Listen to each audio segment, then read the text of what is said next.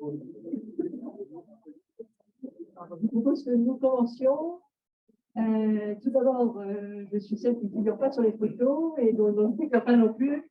Et j'ai la délicate mission de bien vouloir excuser Anne-Béatrice Berger, la présidente du groupe Environnement et Développement Durable, qui devait introduire cette soirée et qui est prise par tous les responsabilités.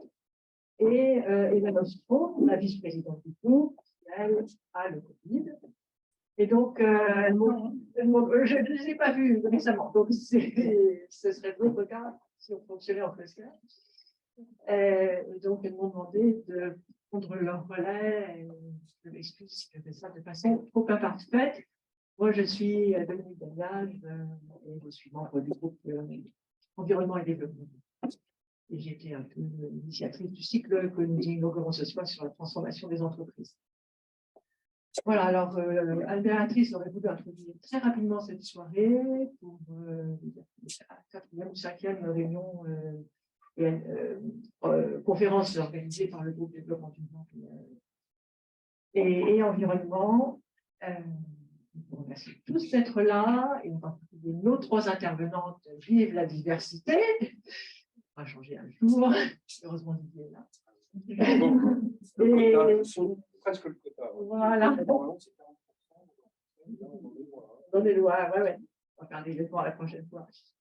Et donc, remercier Didier Serin, donc président du cercle des administrateurs, qui est de la gouvernance, voilà, qui s'est joint pour cette rencontre à notre groupe. Et ensuite, je passe la parole 2 secondes. Merci Dominique, bonjour à toutes et tous et ravi de vous voir ce soir pour ce sujet. Merci au groupe Environnement et Développement Durable d'avoir invité le cercle d'administrateurs et de la gouvernance à la co-organisation de ce thème et de ce cycle de référence avec le premier thème ce soir pour l'entreprise responsable. Faut-il ou pas dire responsable, c'est pas un débat qu'on aura tout à l'heure. Mais sous la dimension de la gouvernance, avec une série d'autres conférences qui sont prévues, pour les modèles d'entreprise qui se transforment, etc. Donc, il y a un certain nombre de sujets de ce type-là, mais le sujet de la gouvernance est particulièrement intéressant. Et donc, alors, le cercle des administrateurs et de la gouvernance, surtout, juste un petit mot, c'est un cercle qui depuis 12 ans déjà et qui a à peu près 1500 membres. Parmi les anciens élèves de Sciences Po, et en particulier, il y a plus de 1200 membres qui sont certifiés par Sciences Po, administrateurs de société, une formation de l'exED de ce soir Isabelle, qui pour le langage un peu codé, qui marche très, très bien et qui forme donc un certain nombre de personnes. On évoquait tout à l'heure avec Anne la nécessité peut-être d'ouvrir d'ouvrir un tout petit peu l'enseignement, l'entreprise, la mission. Mais je rappelais qu'il y a tellement de sujets dans cette formation que nous introduire quelque chose, savoir ce qu'on peut revenir.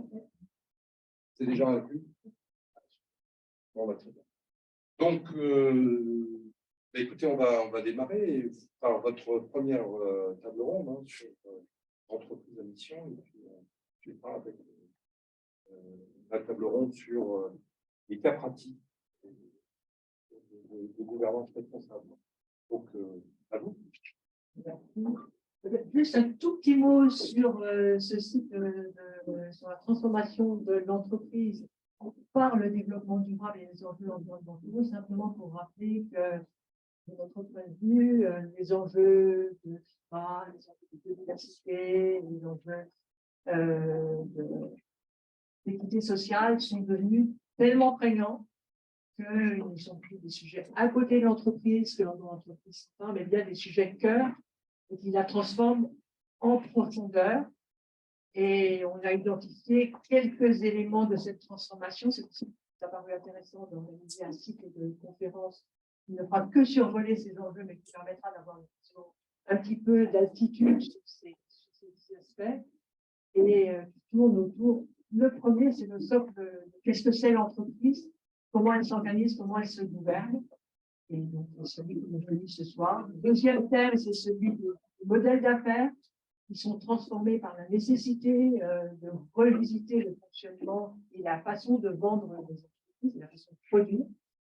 Le troisième, je ne sais pas si ça sera dans cet ordre-là, c'est autour des enjeux de finance, la finance responsable, la finance devient un élément important, et de comptabilité aussi, qui est en cours de transformation, même si c'est peut-être plus timide. Et puis tout ceci a des répercussions sur les hommes et les compétences qui sont demandées dans les entreprises. Ça transforme radicalement les métiers. On évoquait tout à l'heure le fait que les pionnières sur incorporer dans le développement de sa fonction, le marketing stratégique. Voilà, les acheteurs, les inventeurs de produits, les innovateurs doivent se trouver financiers, se transforment sous la pression de ces enjeux. Voilà. Donc, premier thème, celui, qu'est-ce que c'est une entreprise?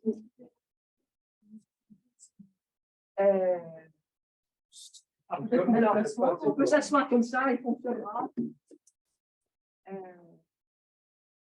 y aura un groupe deux. Oui. Alors, pour information, pour le replay, en fait, on n'a pas fait une salle de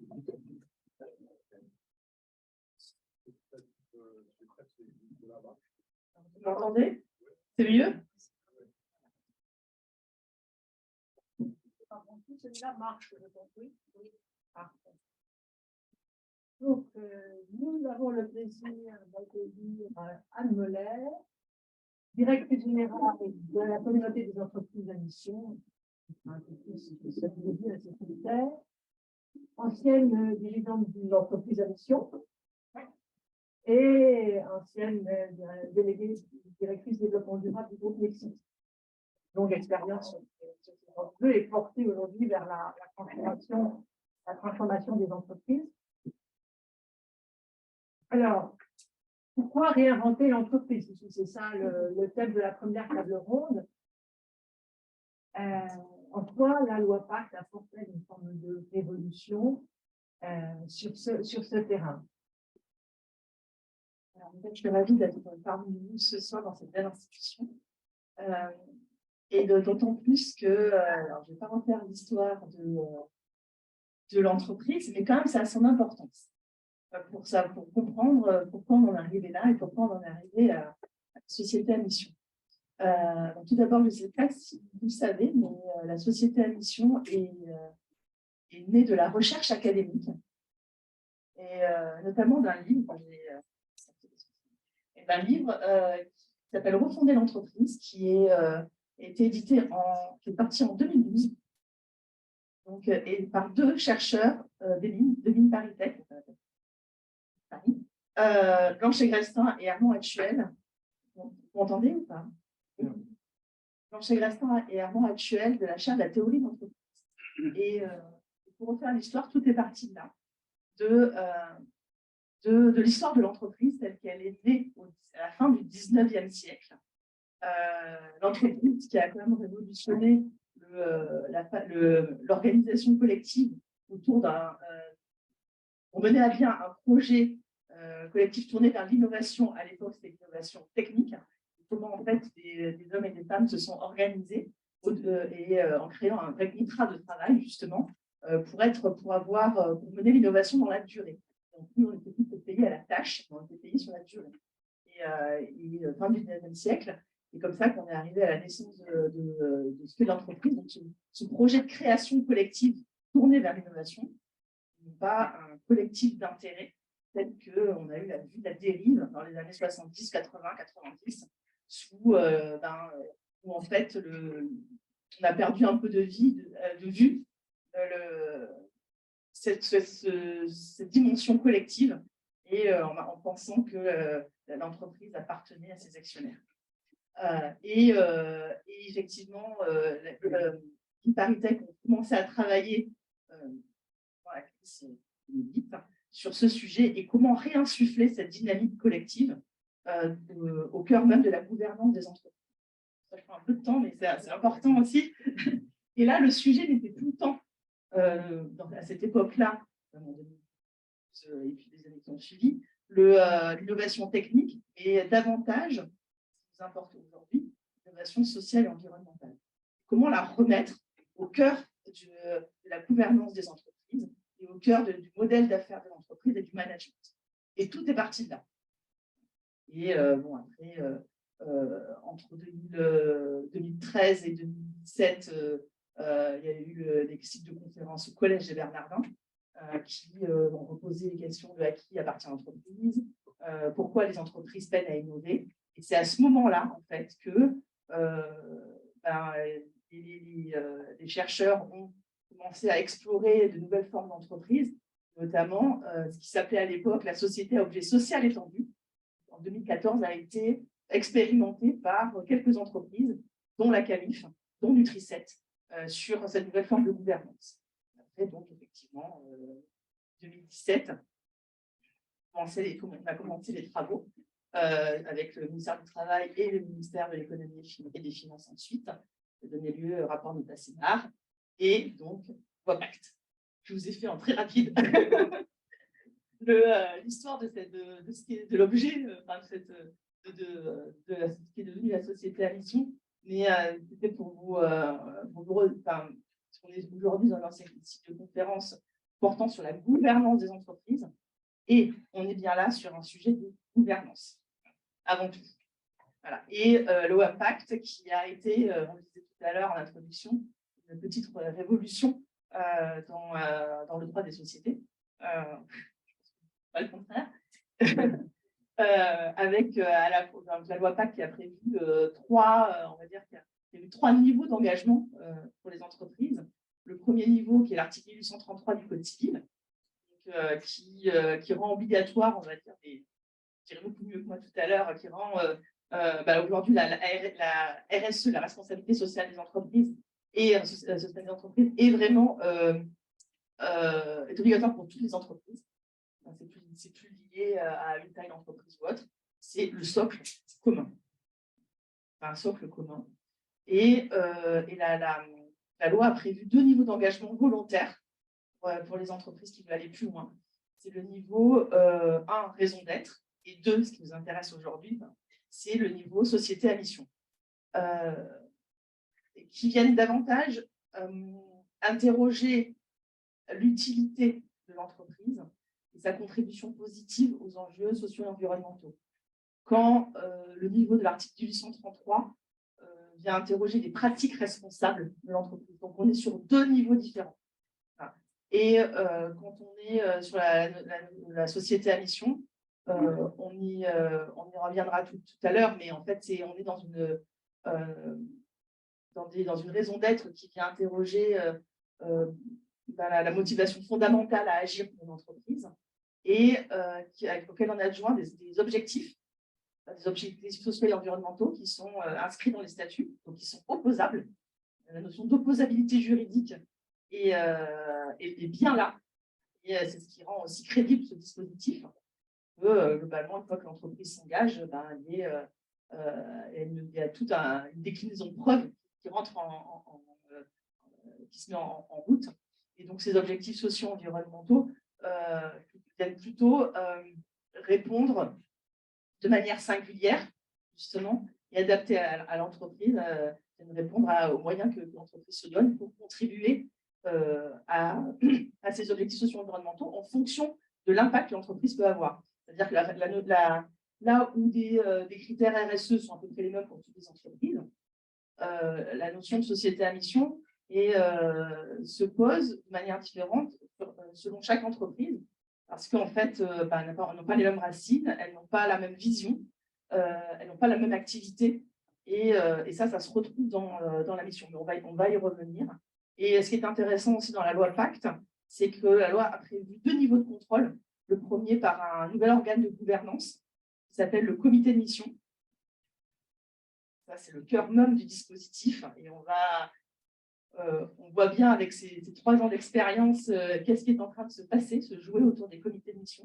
Ils viennent un peu oxygéner la gouvernance des entreprises.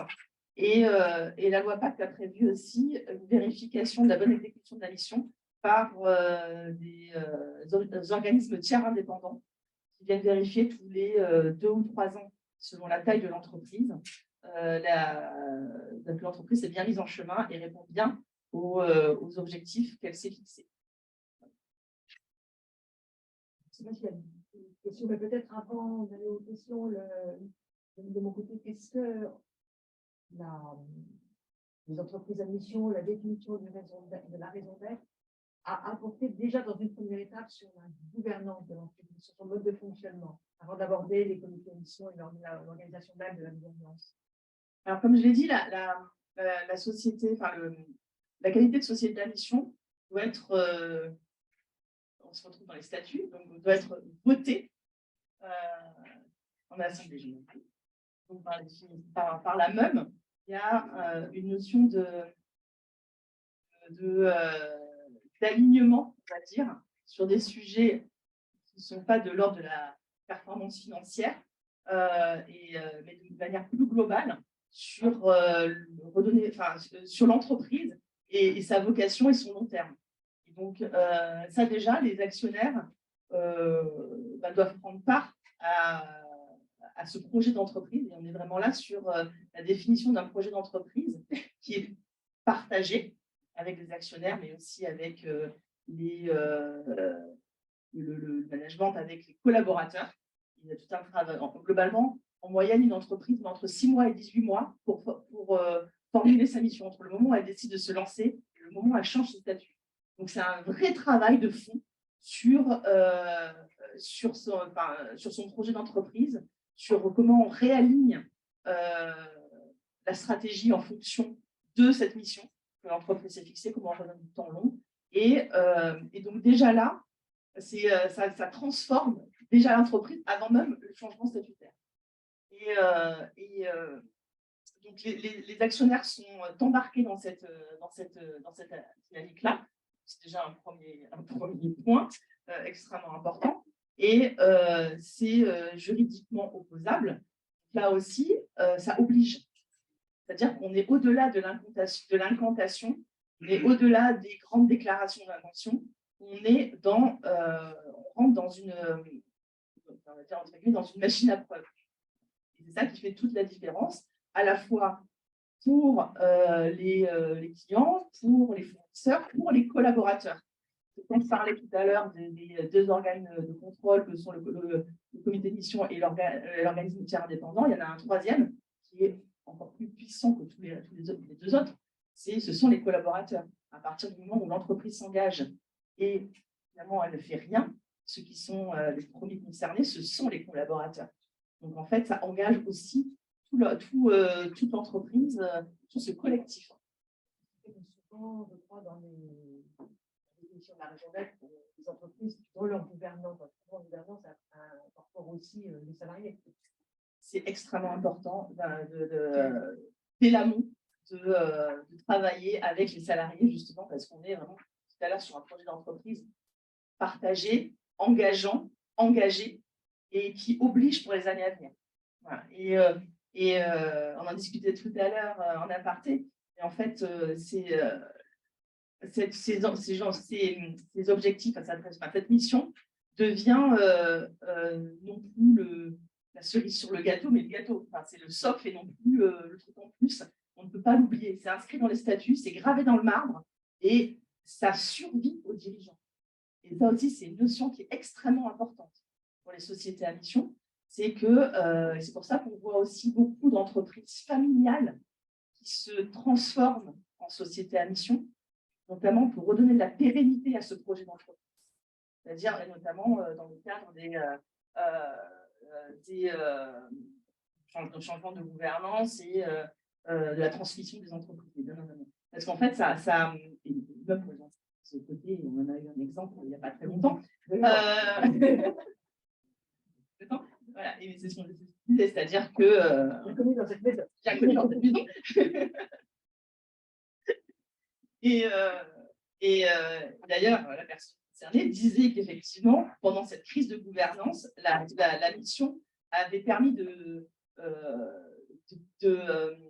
sécuriser le collectif, on va dire, et avait été un élément stabilisateur pendant la crise de gouvernance. et que effectivement la mission survivait aux dirigeants qu'il avait instaurés. Et ça, c'est extrêmement important dans les entreprises. Familial ou non. Familial ou non. Un groupe un peu côté.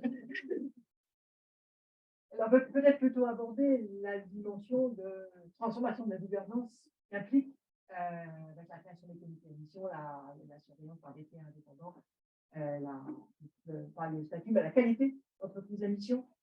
Oui, il faut bien de le dire, c'est une qualité, non pas un statut, parce que l'entreprise reste une SA, tout statut d'entreprise qui existe.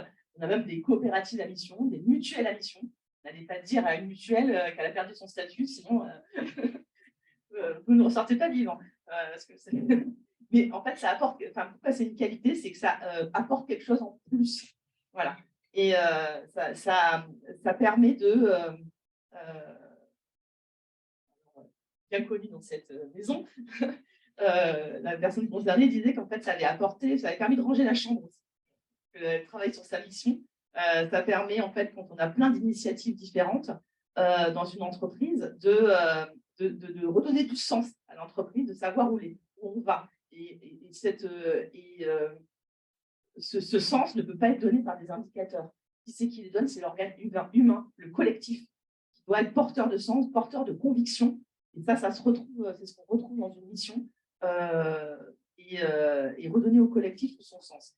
Donc, pour répondre à votre question sur le comité de mission, alors pour le comité de mission, c'est un nouvel organe de gouvernance au sein des sociétés à mission.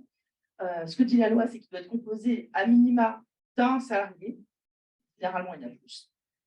Et ce qu'on voit dans les entreprises, dans les sociétés à mission, c'est qu'il y a globalement entre 6 et 8 membres, 6 et 8 dans le comité de mission, c'est la moyenne, avec pas mal de parties prenantes externes, que ce soit des clients, des fournisseurs, des experts, des chercheurs, il y a beaucoup de chercheurs aussi, qui peuvent apporter quelque chose, qui peuvent apporter un autre regard, un effet miroir au grand combat que l'entreprise décide de mener pour les années à venir. Et en ça, c'est extrêmement précieux pour les entreprises. On retrouve souvent aussi un membre du conseil d'administration qui permet de faire le lien entre le conseil d'administration et le comité de mission. Tout comme la question se pose aujourd'hui aussi, les liens entre le CSE et le comité de mission. Voilà. Et donc, on voit que c'est un lieu où on vient interroger justement la stratégie d'entreprise, on vient interroger la cohérence de cette stratégie avec la mission. Parce que globalement, les enjeux stratégiques de l'entreprise, la mission, on dit souvent que c'est une boussole qui vient guider la stratégie de l'entreprise et les actions qui en découlent. Donc, en fait, la stratégie d'entreprise doit être compatible, conforme avec la mission, et la mission doit couvrir plus de 90% de la stratégie. C'est pour ça que je disais tout à l'heure, ce n'est pas la RSE telle qu'on l'entendait auparavant, c'est vraiment toutes les décisions doivent se prendre à l'aune de cette mission. Doivent c'est pas là, c'est le retour d'expérience qu'on a, et c'est à ce moment-là que que la société à mission devient réellement transformative, vient réorienter, faire pivoter les modèles d'affaires de l'entreprise, vient réinterroger les modes de management et vient aussi apporter les preuves de renoncement. C'est-à-dire qu'effectivement, on ne peut plus faire comme avant. Et ça, et dans les décisions qui sont prises, et aussi les décisions prises par le conseil d'administration, avoir ce complément, ce regard un peu qui ouvre sur les parties prenantes et l'écosystème et le rôle sociétal de l'entreprise, apporte quelque chose de vraiment différent. Et pour revenir à ce que dit la loi, le comité de mission doit rendre tous les ans un rapport de mission, un rapport de comité de mission qui doit être joint au rapport de gestion d'entreprise et est présenté justement à l'Assemblée générale. Donc, et ça aussi, ça change la donne. Et ce rapport de comité de mission devient le socle pour la vérification par l'organisme tiers indépendant. Et généralement, les membres de comité de mission sont interrogés lors de cette vérification par les OTI. Comment ça fonctionne avec le conseil d'administration? Alors, ce que je disais, peut-être que je ne l'ai pas dit. En fait, la loi impose un comité de mission pour les entreprises de plus de 50 salariés. En deçà, les entreprises peuvent simplement, entre guillemets, mettre en place un référent de mission. Mais pour autant, ce qu'on voit dans les entreprises de taille, c'est que la majorité d'entre elles, même si elles ne sont pas obligées par la loi, mettent en place un comité de mission. Et ça, c'est assez intéressant. Et quelque part, dans ces petites entreprises, c'est là que le comité de mission prend un rôle assez atypique, puisque c'est le seul organe collectif autour du dirigeant. Et ça vient un peu, entre guillemets, remplacer, entre guillemets, ce qu'on peut retrouver dans les discussions d'un conseil d'administration plus ouvert sur l'ensemble des sujets. Et ça, on ne l'avait pas vu venir, mais en tout cas, c'est les retours qu'on a de comités de mission dans les petites structures qui sont extrêmement riches, parce que du coup, le dirigeant se retrouve tout seul. Voilà, il a une instance pour échanger sur les grands défis qu'il a amenés. Donc ça, c'est le premier point sur un peu en dehors de ce qu'avait prévu la loi quand même. Et c'est des bonnes surprises, en tout cas, dans l'expérimentation et les pratiques. Et concernant les plus grandes structures, les plus grandes structures, et notamment celles qui ont un conseil d'administration qui sont quand même minoritaires en France, quand on voit le tissu économique français, les interactions avec le conseil d'administration sont encore à titre expérimental. Voilà, c'est-à-dire qu'on est en train de voir quand même ce qui se passe. C'est qu'on on y travaille depuis un peu plus d'1 an. On voit que les comités de mission commencent à prendre un peu leur marque. Déjà, la première année, le premier rôle que les comités de mission ont, c'est de réinterroger la pertinence des objectifs qui ont été choisis par l'entreprise. Et justement, la cohérence avec la stratégie d'entreprise. Et ça va même au-delà de ce qu'avait prévu la loi en tant que telle. Et on voit bien que le comité de mission est en train de prendre sa place dans les pratiques sur, en fait, là, vous avez mis tel objet, vous avez interrogé dans le modèle de mission, vous avez mis tel objectif de mission, tel objectif opérationnel, qui se décline en tel indicateur, telle preuve. Et en fait, compte tenu de ce que vous avez donné dans votre plan stratégique, ce n'est pas cohérent. Là, il vaudrait mieux mettre tel et tel sujet.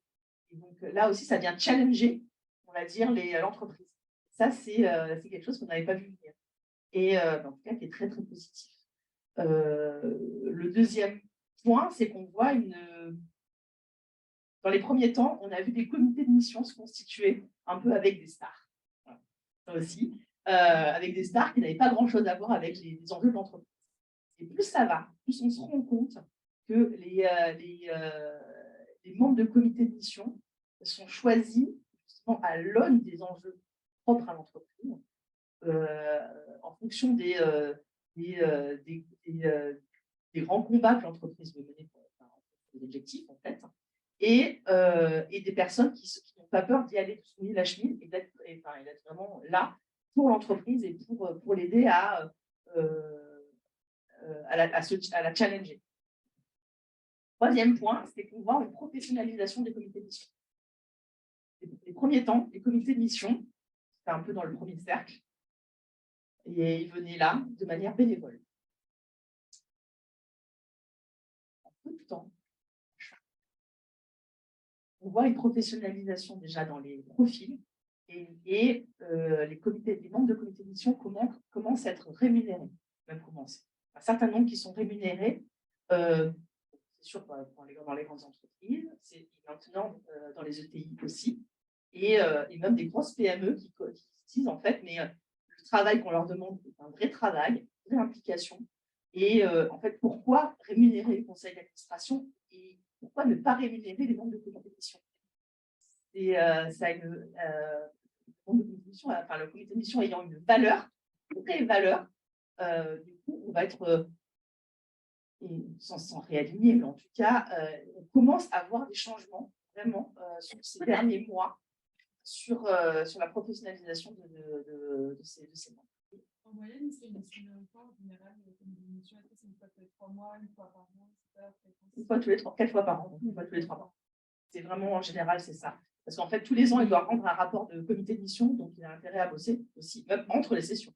Voilà, pour rédiger, pour aider à la rédaction de ce rapport, et puis pour notamment la première année, ça prend beaucoup de temps pour justement comprendre l'entreprise, les enjeux, le métier, le secteur, la stratégie, et puis pour pouvoir être pertinent sur les objectifs socio-environnementaux. Ah, voilà, on a commencé une première question. On peut peut-être vous laisser la parole. Les leaders de ces comités de mission. Alors ça, des leaders, vous entendez des présidents de comité de mission? D'accord. En fait, il y a deux types de présidents de comité de mission, mais ce sont plutôt des personnalités externes, parties prenantes externes, qui ont la présidence. Généralement aussi, le mandataire social, normalement, n'est pas membre du comité de mission, il peut être invité permanent. Ça aussi, c'est une nuance qui n'est pas inscrite dans la loi, mais qui est recommandée justement pour garantir aussi l'indépendance de ce comité de mission. Ce qu'on conseille aussi, sans parler de leader, mais ce qu'on conseille dans les parties membres salariés, c'est de ne pas forcément prendre que des fonctions support, mais aussi surtout des opérationnels qui sont confrontés au terrain et à la vraie vie de l'entreprise. Parce qu'en fait, la mission doit se décliner, justement, s'incarner à tous les niveaux de l'entreprise. Et à partir du moment où on a des objectifs, des indicateurs de mission, ça sort du champ de la direction des RSE. Ça va sur tous les champs. Et ce qui est important aussi de noter, c'est que bien souvent, il y a une part du variable qui peut être conséquente, une variable du COMEX de l'entreprise qui dépend de la réalisation des objectifs de mission. Ça peut aller jusqu'à 25%. Ça va régulièrement jusqu'à 25% de la part variable des membres du COMEX sur la bonne réalisation de la mission. Et cette part variable aussi peut toucher aussi d'autres salariés d'entreprise. Encore une fois, là, sur les leaders, bien choisir. Complètement. Fournisseur, un client. Et se pose aussi la question des risques de conflit d'intérêts qui se gèrent tout comme dans un conseil d'administration. Alors, je vous conseille un très bon rapport qui a été réalisé, qui est sorti il y a 2 ans, 1 an et demi, 2 ans, de la CFDT, sur la société à mission comme outil de dialogue social, qui a été mené par Frédéric Lelouch de la CFDT, et c'est un rapport qui est extrêmement bien fait sur justement le rôle que peut jouer la mission dans ce nouveau dialogue. Et au-delà des syndicats, on voit aussi de nouvelles formes de collectifs qui poussent le sujet au sein des organisations. Au-delà des syndicats, des collectifs de salariés, justement, un collectif avec avancé complètement, et notamment cette déclinaison chez Suez avant la session. Et en fait, ce collectif, vous avez contacté il y a 2 ans de ça. En fait, on veut que le New Suez devienne société à mission, parce qu'on veut un vrai engagement d'entreprise vis-à-vis du projet que souhaite porter en tant que salarié, on va dire. Et ils se sont bien fait. Aujourd'hui, je crois il y a quelques temps, ils étaient 260 salariés qui se sont organisés pour pousser le sujet de la société à mission au sein de Suez. Non pas pour pousser des avantages sociaux individuels, mais pour pousser le projet d'entreprise. C'est quand même assez utile dans cette façon de faire. ils ont posé des questions à l'Assemblée générale, ils ont écrit un manifeste, ils ont tout fait comme il fallait. Ils ont rencontré à l'époque le futur actionnaire, Méridiam, qui est société à mission aussi, pour pousser le sujet. Mais en même temps, pour une entreprise, c'est du pain béni. Les salariés qui s'engagent pour ce projet collectif qui est l'entreprise. Et généralement, ce sont plutôt des talents d'entreprise qui sont impliqués, etc. Donc là aussi, on voit comment la société à mission, très nettement, est un levier d'attractivité de l'entreprise et de fidélisation des salariés. Ça, c'est clair. D'engagement des salariés et de recrutement. Et notamment dans la période qu'on vit aujourd'hui de tension du marché. Ça, c'est l'un des premiers retours quasi immédiats que les entreprises ont fait. Je ne sais pas si j'ai répondu à votre question, mais en tout cas, oui, la CFDT. Et il y avait aussi, à l'époque, l'UNSA Ferroviaire à la SNCF qui avait poussé le sujet en demandant, en disant, bah oui, la raison d'être, c'est bien gentil, mais en fait, ça n'oblige pas. Et on veut un vrai contrat sur ces enjeux-là. Donc, la l'UNSA Ferroviaire, là aussi, SNCF avait poussé le sujet. Je peux vous dire ça. Encore. Vos questions? Remarque, vous avez parlé des mutuelles, c'est intéressant, parce qu'en fait, on partie des mutuelles et du coopératif, on dit que les réunions, on a une valeur, elles sont là, elles portent, et qui peuvent plus là, effectivement, comment s'inscrire dans ce schéma. Puis il y a d'autres mutuelles, qui au contraire se comprennent, c'est justement l'occasion d'y aller, de montrer qu'il y a mais c'est, voilà, ça interpelle un peu, d'autres mutuelles et coopératives. On se dit que quelque chose, pourquoi est-ce qu'il faut mettre des indicateurs? Voilà, parce que c'est une valeur ADN. Alors, la notion de l'ADN est toute relative dans l'absolu. Là, je ne cible pas du tout les mutuelles, les coopératives, le monde de l'ESS. Et quand on dit, oui, moi, je suis déjà, par mon ADN, je suis déjà engagée, je suis déjà à mission. Soit. Mais en fait, la société à mission, ce n'est pas un label de vertu, c'est un chemin de progrès.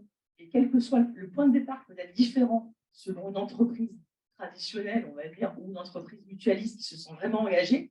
Et pour autant, on a besoin que toutes les entreprises bougent sur ces sujets socio-environnementaux et se mettent une trajectoire. C'est ça qui est intéressant dans la société d'action. C'est cette trajectoire de progrès, quel que soit le point de départ. Et, une mutuelle comme une coopérative on est plutôt au niveau effectivement sur un projet de gouvernance, partage de la valeur, partage du pouvoir. Vous pouvez très bien mutuelle sans pour autant avoir des objectifs environnementaux. C'est pas, rien ne vous y oblige, Et c'est en ça que les entreprises du monde mutualiste, comme les coopératives, comme les ESUS, disent que c'est assez complémentaire.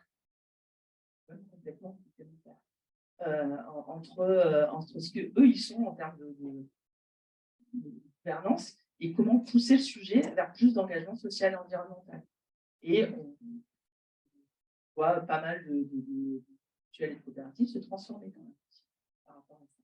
Et aussi parce qu'effectivement, notamment dans certains types de mutuelles, il y a pas mal de croissance externe qui a été faite.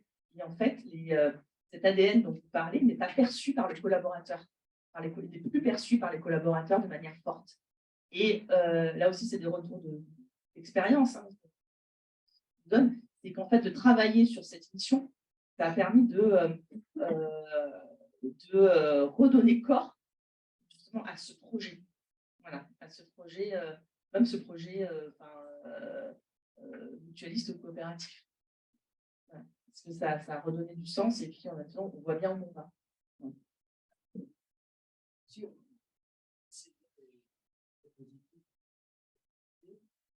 effets négatifs auxquels on n'a pas pensé,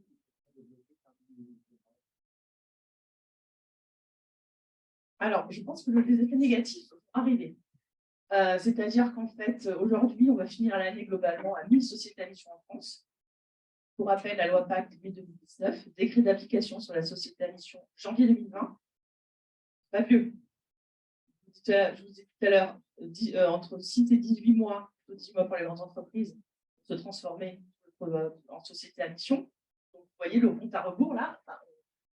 Aujourd'hui, on a plutôt les précurseurs et convaincus de la première heure, ceux qui y croyaient et plutôt des petites entreprises. Aujourd'hui, juste 80% des sociétés à mission sont des entreprises de moins de 50 collaborateurs.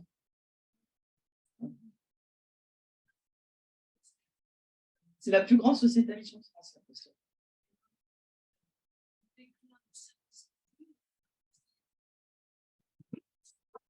Je ne penserai pas. En tout cas, notamment la Poste et la Banque Postale aussi très intéressante, justement dans les choix qui sont faits sur leurs investissements, il y a pas mal de choses qui sont faites. Regardez ça de près, parce que franchement, ils sont plutôt bien. Mais pour revenir à la question sur les effets négatifs, j'allais dire, on va y venir si on ne prend pas garde, si on est obsédé par le nombre, par la loi du nombre. C'est-à-dire qu'aujourd'hui, une société à mission, c'est bien, mais ce qui nous importe, c'est l'exigence du modèle. Ce qui nous importe, c'est la façon dont les entreprises vont réellement se transformer et l'exigence du modèle comme un gage de crédibilité et donc de pérennité de ce modèle.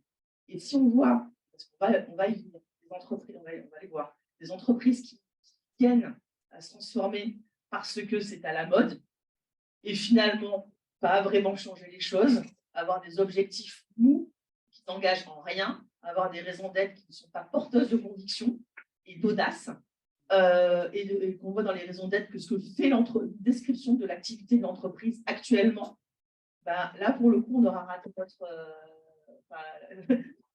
notre affaire. Et un conduite de mission pas trop exigeant, avec que des personnes qu'on maîtrise. Voilà. Donc là, il y a des risques. Et globalement, dans les 2023, 2024, 2025, c'est ce qui va nous importer et nous occuper, nous, en tant qu'association de la communauté des entreprises à mission, c'est de à la fois montrer que c'est un modèle qui est exigeant, hein, et qu'il y a des contrôles derrière, et qu'il ne faut pas faire n'importe quoi. Et ça, ce projet-là, on est en train de le mettre en place et pour pas que ça soit récupéré. Et c'est pour ça aussi qu'on ne souhaite pas avoir davantage fiscaux, financiers liés à la qualité de société à mission pour éviter les effets d'aubaine, éviter les entreprises qui y vont pour les mauvaises raisons. Les intérêts sont ailleurs. Les intérêts sont justement sur cette projection du temps long, cette performance, parce qu'aujourd'hui, on ne peut plus dissocier la performance financière d'une entreprise de son engagement social et environnemental. Et encore, ça sera encore plus fort dans les années à venir. Donc, c'est globalement les sociétés à mission, c'est des entreprises qui prennent de l'avance, qui anticipent ce qui va être forcément le modèle d'entreprise qui va être qui va globalement se diffuser et être le modèle de la norme, on va dire, demain. Et c'est pour ça qu'on voit beaucoup de fonds d'investissement, de sociétés de gestion, le monde de la finance en général, qui s'intéressent de très près à ce modèle-là, parce qu'ils savent que ce sont les entreprises qui seront les plus résilientes, qui seront les plus performantes, moyen terme. Et donc, si on veut vraiment que ces enjeux-là soient pris fondamentalement au cœur du modèle de l'entreprise, modèle de gouvernance de l'entreprise, il faut faire attention au risque de dévoiement. C'est ce qui va porter. C'est le principal risque de dévoiement. Avec la vigilance des parties prenantes externes et des ONG internes. Je vais corriger la question. Voilà. Une dernière question, peut-être?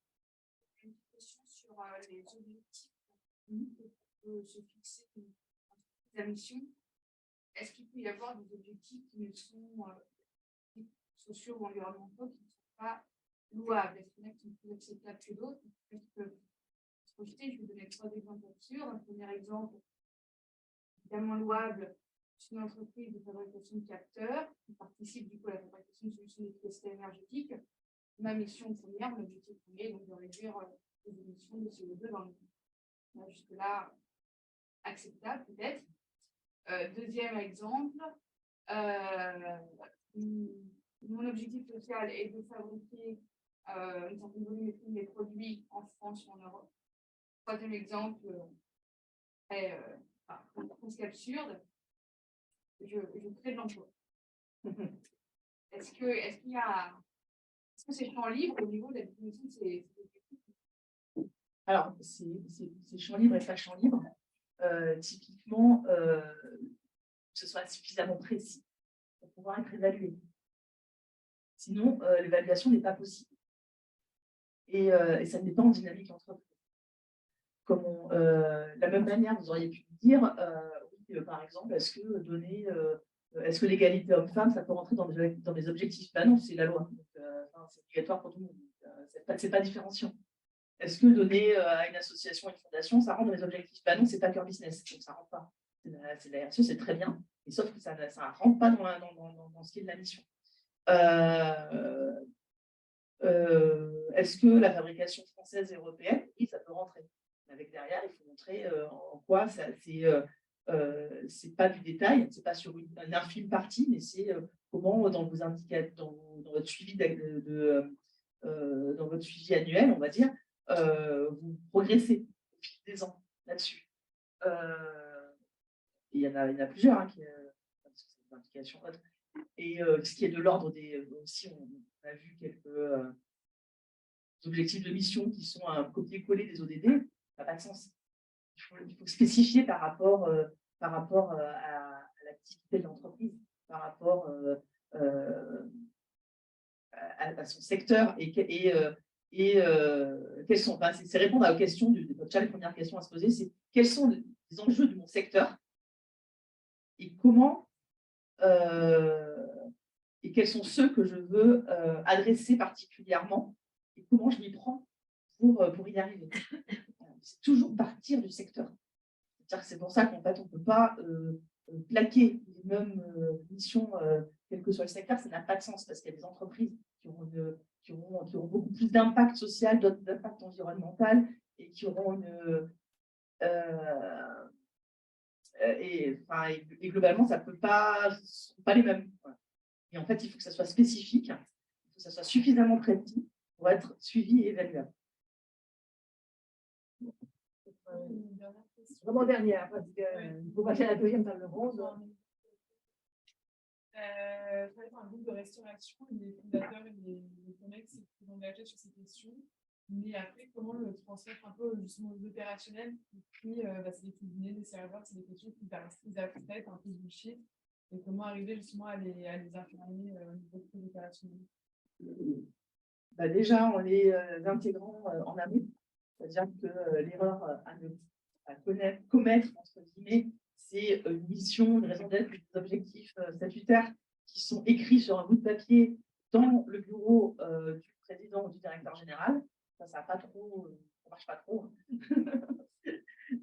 Et selon la taille de l'entreprise, c'est impliquer les collaborateurs. Ça peut prendre des formes variées selon la culture de l'entreprise, selon effectivement les types de postes occupés. Ça me rappelle, mais on pourra y revenir parce que je crois que le temps tourne, mais on pourra en reparler. Ça me rappelle effectivement un peu ce qu'on trouve dans le retail. Par exemple, je pense à Aigle, qui est une société à mission, comment ils sont arrivés à embarquer les magasins sur tous ces sujets-là. C'est-à-dire que ça doit être déjà incarné au plus haut niveau. Ça ne peut pas être délégué, c'est clair, et c'est le dirigeant qui porte ce sujet-là.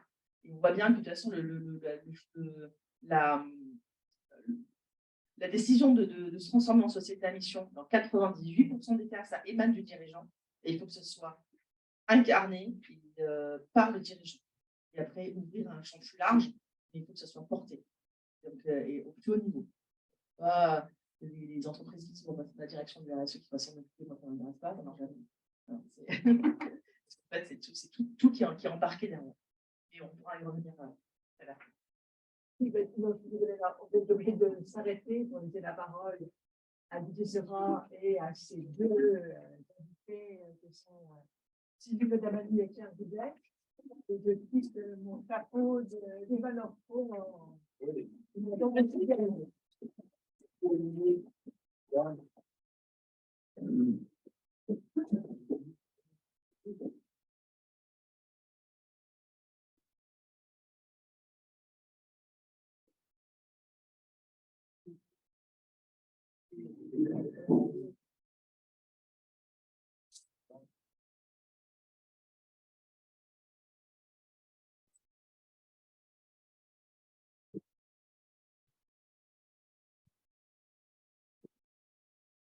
Merci Dominique. Yann, qui me permettent de vous porter bien la mission de la mission. Vous êtes convaincants. Je tiens à une formule, l'entreprise de mission, ce n'est pas un label de vertu, mais un chemin de progrès. Beaucoup de formules.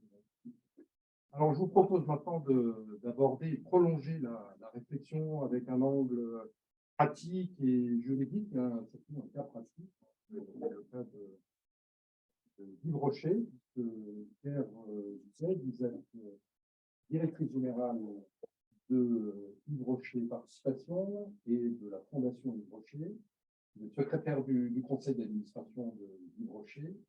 Alors, Yves Rocher, c'est une des toutes premières entreprises à mission de mémoire, si je bien connu. Et puis, vous êtes particulièrement engagé dans cette transformation de l'entreprise en entreprise à mission. Merci beaucoup d'avoir accepté de témoigner et de partager votre expérience. Et Sylvie Le Damani, vous êtes avocate secret du cabinet Adentis, spécialiste de questions de responsabilité des dirigeants et de gouvernance. Vous êtes également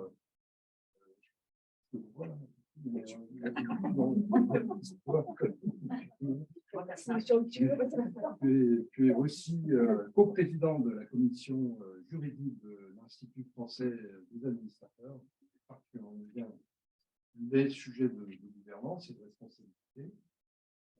Et puis, tu es déjà récidiviste de la cercle des administrateurs, puisque tu es déjà intervenu plusieurs fois, une fois sur le droit mou, la soft law, une autre fois plus récemment sur la responsabilité, notamment essayer d'explorer la responsabilité des administrateurs d'Orpea.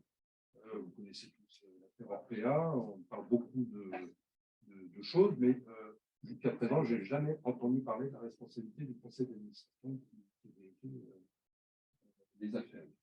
Peut-être on verra en l'occurrence. Voilà, donc sur ces sujets, merci de votre participation.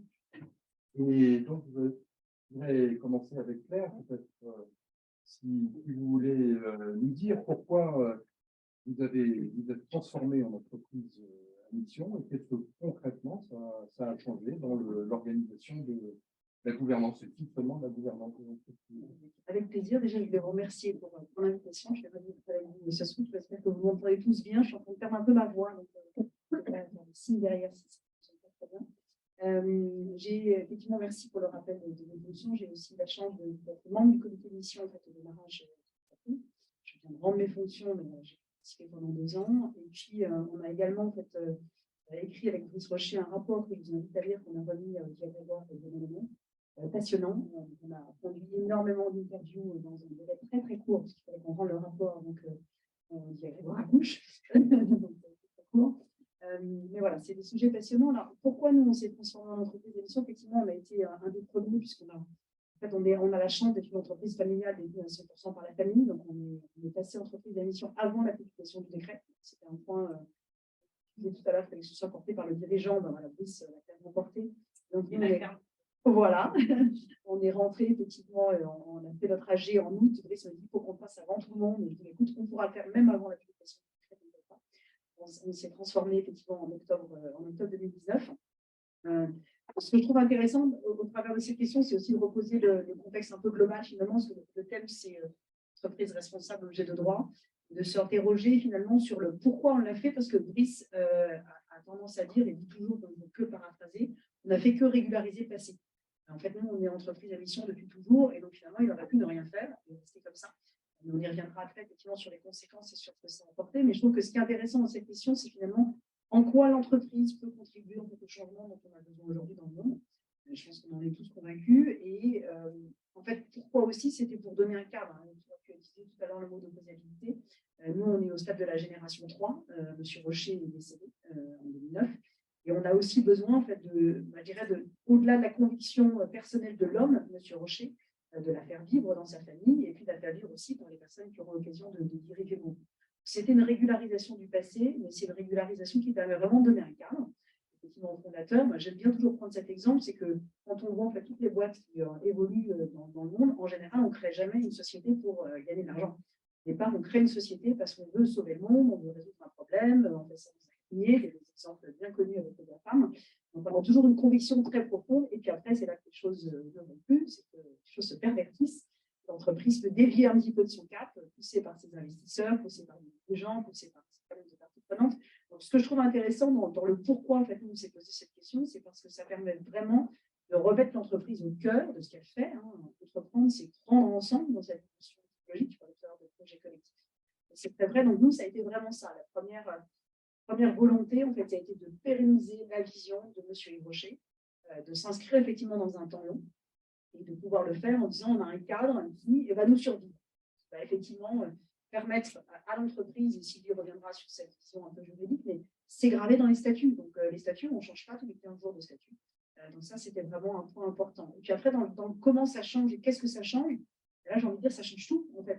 Franchement, et tu l'as déjà rappelé, donc je vais paraphraser beaucoup de choses, mais il y avait vraiment 5 points que je trouvais intéressants. Alors, ça change tout vis-à-vis de l'externe, parce qu'effectivement, ça rend opposable quelque chose, ça nous engage. Ce n'est pas juste un engagement qu'on prend entre M. Rocher et les membres de sa famille, c'est quelque chose qui nous engage vis-à-vis de l'ensemble de nos parties prenantes. C'est effectivement plus un engagement confidentiel, c'est pas M. Rocher faisait ça, mais il ne disait rien à personne, et donc il a été le premier à faire ça, mais même ses clients et ses consommateurs ne le sentent pas, et il faisait de l'open source, mais personne ne le sait. Voilà, je trouve que ce qui est intéressant, c'est que c'est un engagement qui devient plus confidentiel, donc on est vraiment dans cette notion de causalité. J'aimais beaucoup, et je prends toujours le même exemple aussi, l'exemple de la boussole et du cap du phare. Moi, ce que je trouve très intéressant, et en fait, nous, en plus, on a adopté ce statut juste avant la crise de la Covid. On voit bien que ça nous a donné un cap, et notamment, j'y reviendrai après, nos salariés en interne, nos collaborateurs. Et c'est vraiment fait une boussole pour la prise de décision. Nous, on a, au niveau du groupe opérationnel, c'est reconnecter les hommes et les femmes à la nature. Et on a fait le même travail au niveau de la ligne d'investissement de la famille. Nous, c'est pérenniser durablement l'aventure familiale Rocher. Je peux vous assurer que quand vous avez ça, mais vous n'avez pas besoin d'autre chose en fait le matin. C'est-à-dire que, est-ce que concrètement, là, je pérennise l'aventure familiale de la famille Rocher? Oui, en fait. Et si ce n'est pas le cas, ça devient très blanc-noir ou in-out. C'est-à-dire qu'une fois qu'on a en fait le statut et qu'on a posé cette raison d'être et qu'on s'est mis dans cette dynamique d'entreprise à mission, ça devient vraiment un filtre. Voilà, donc on combine effectivement nos enjeux. On y reviendra tout à l'heure aussi, le court terme, le long terme, les prises de décision. C'est vraiment en fait une boussole, un guide. Et puis je trouve que ce qui est intéressant aussi, c'est que c'est vraiment un choix qui permet d'aller plus loin, et ça a été dit aussi tout à l'heure. Je pense que ce qui est intéressant dans la loi Pacte, c'est qu'on voit bien effectivement ces 3 étages de la fusée qui ont été mis en place. Et voilà, pour paraphraser ce que dit le général Léonard-Ducy, c'est que je dirais cette loi Pacte, en fait, c'est du miel, mais l'entreprise à mission, c'est de la gelée royale. En fait, elle dit ça pourquoi? Parce que c'est pas juste avoir une approche RSE ou ESG dynamique. Donc on le voit effectivement avec des notions de certification qui peuvent apparaître. Ce que je trouve intéressant effectivement dans l'entreprise à mission, c'est que ça met concrètement l'entreprise en mouvement.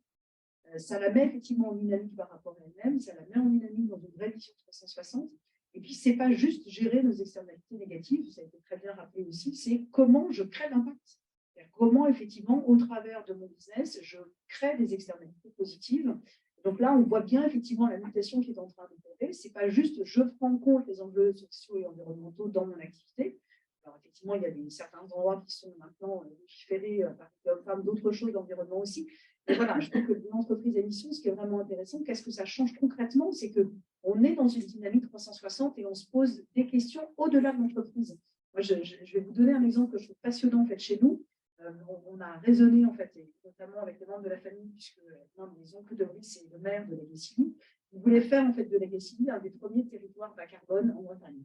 Ils se sont posé la question du comment, donc derrière, effectivement, des énergies. Donc, qu'est-ce qu'on va utiliser pour nos usines?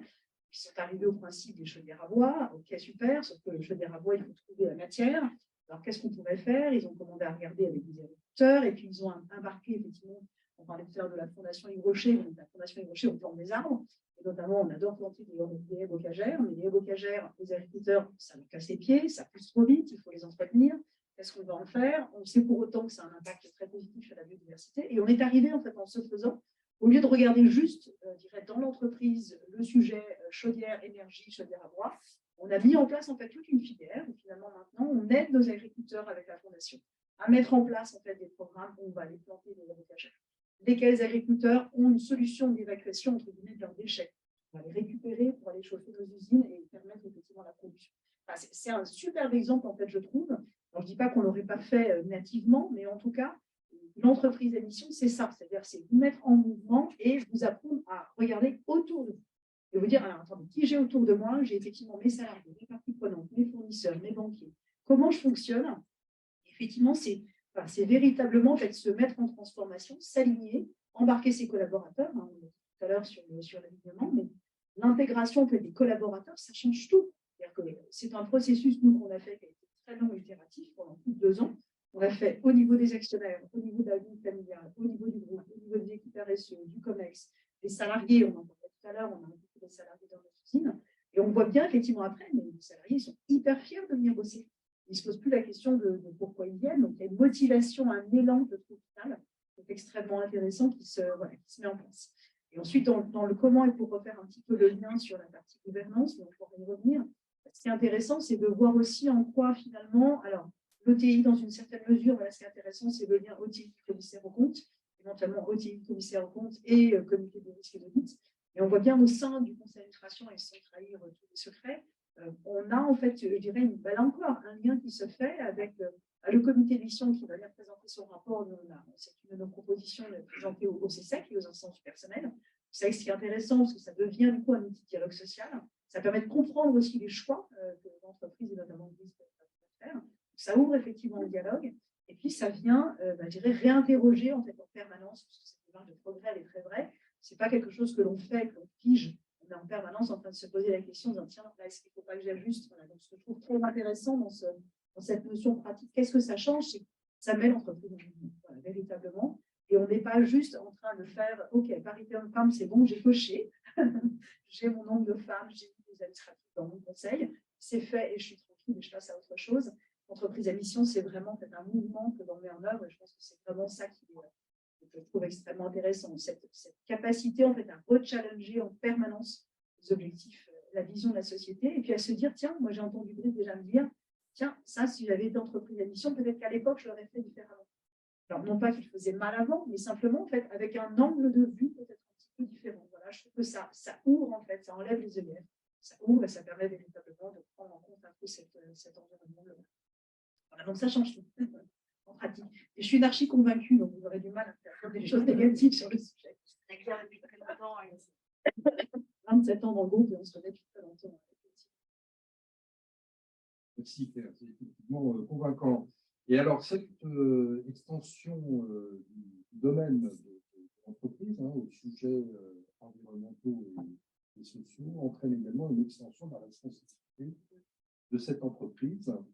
Quel bilan peut-on faire sur ce sujet-là, sachant que certes, il y a eu la loi PAC qui a généralisé en fait cette responsabilité où il y a des sujets assez indéfinis en même temps, environnementaux, sociétaux aussi, d'ailleurs. Mais bon, c'est des débats. Mais il y a déjà toute une série de lois en amont, la loi 52, la loi vigilance, il y a un projet de directive aussi, qui est important et qui risque de changer encore plus. Voilà. Donc, il y a plein d'initiatives juridiques qui renforcent la responsabilité des dirigeants. Ça, Bonsoir à toutes et tous, et je suis ravie d'être près de vous ce soir. Donc, en fait, je trouve que c'est l'avocat qui parle et ici, quand même, travaille sur les sujets de gouvernance depuis la loi NRE, Sarbanes-Oxley, début 2001. Oui, la loi 66. C'est vrai que la loi Pacte, il y a un cap. Certains disaient effet de mode, etc. Non, c'est excellente nouvelle. Excellente nouvelle. Simplement, je voudrais dire, quand on parle de responsabilité, extension de responsabilité, je dirais qu'il y a une extension des rôles des organes de gouvernance. Et ça, c'est vraiment un sujet passionnant de voir quel est en fait le rôle des organes de gouvernance par rapport à ces engagements pris par l'entreprise et qui sont pris à différents niveaux. Parce que la responsabilité, bien évidemment, ça ne nous a pas échappé, ça n'échappe pas aux dirigeants, ni aux membres des conseils d'administration, il n'y en a. Selon si voilà, on inscrit une raison d'être dans les statuts, ce qui a été dit aussi également lors de cette première table ronde voilà, si c'est l'engagement, une raison d'être, en tout cas, qui nous, qui finalement, on en fout ses portes ouvertes, et on en voit quand même quelques-unes, assez décevantes, et puis d'autres qui vont beaucoup plus loin et qui prennent des engagements très forts, statutaires. Après, on bascule, on peut être aussi Bicorp. Ça aussi, c'est intéressant. C'est un label, une certification qui date des années déjà assez anciennes. Et donc, beaucoup d'entreprises donc aussi sont Bicorp, ont opté pour Bicorp, la société à mission et puis les ESS, etc. Si on est dirigeant d'une entreprise et selon les choix, les engagements pris, les responsabilités, bien sûr, vont être différentes. Je dirais qu'aujourd'hui, si on fait un point sur les actions judiciaires, mais bon, je dirais qu'il faut faire attention. On parle d'une extension du rôle du conseil, par exemple, d'administration, bien sûr, avec la loi PAC. Mais quand on parle de responsabilité, ce n'est pas forcément responsabilité juridique. C'est un rôle, et on va être sanctionné peut-être si on commet un faux pas, un boycott de produits, on va avoir des parties prenantes qui vont se manifester. Donc, on va avoir des administrateurs qui vont voir leur mandat non renouvelé. Intéressant. Parce que pour engager la responsabilité d'une entreprise, du dirigeant, de conseil d'administration sur le fondement du non-respect d'engagement en matière de RSE, non-respect de la mission qui a été inscrite dans les statuts, là, il va falloir faire du chemin. On n'est pas aux États-Unis, on n'a pas le même système judiciaire juridique. Et donc, il va falloir prouver une faute, un préjudice, un lien de causalité entre la faute et le préjudice. Et ce n'est pas gagné pour notamment des ONG qui ont déjà assigné un certain nombre d'entreprises, notamment françaises. Alors, sur quel fondement? Essentiellement sur le non-respect du devoir de vigilance. Donc, aujourd'hui, le devoir de vigilance qui concerne d'ailleurs des entreprises qui ont atteint un seuil de 5 000 salariés en France ou 10 000 dans le monde, qui sont astreintes à mettre en place une cartographie vigilance, à impliquer les parties prenantes, et ça on va y revenir parce que impliquer en amont les parties prenantes, et quel que soit votre degré d'engagement, est fondamental, de plus en plus, et externe ou interne. Et là, ce projet de directive que je souhaite évoquer aussi avec vous ce soir, qui est en discussion, qui quand même, on espère, va quand même modifier, c'est aujourd'hui, si le projet tel qu'il est rédigé passe, la directive européenne de vigilance, ça va concerner des milliers d'entreprises, puisque les seuils vont être abaissés dans le projet à 250 salariés et 100 millions de chiffres. Vous imaginez. Donc, l'impact est énorme. Déjà, en Allemagne, en fait, il y a des seuils, etc. Donc, on compare aussi, parce que dans le cadre de la commission juridique, et d'ailleurs, Didier a rejoint la commission juridique de l'Institut administrateur, on a des échanges, on travaille sur ces sujets. On a d'ailleurs, on vous invite d'ailleurs, il y a un guide pratique que l'on a édité l'année dernière sur la place des parties prenantes dans la gouvernance. C'est très intéressant. Justement, quelle que soit d'ailleurs la forme de l'entreprise. Là, on a un travail en cours avec la commission prospective de l'IFA sur quelle évolution de la responsabilité des administrateurs par rapport aux nouvelles réglementations, par rapport en fait aux nouvelles formes de gouvernance.